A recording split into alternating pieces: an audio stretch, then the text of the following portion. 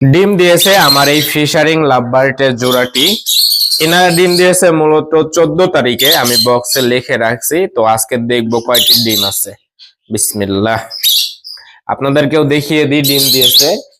মাশাআল্লাহ, এখানে 2টি ডিম আছে বর্তমানে, ইনশাআল্লাহ আরো দিবে আশা করি।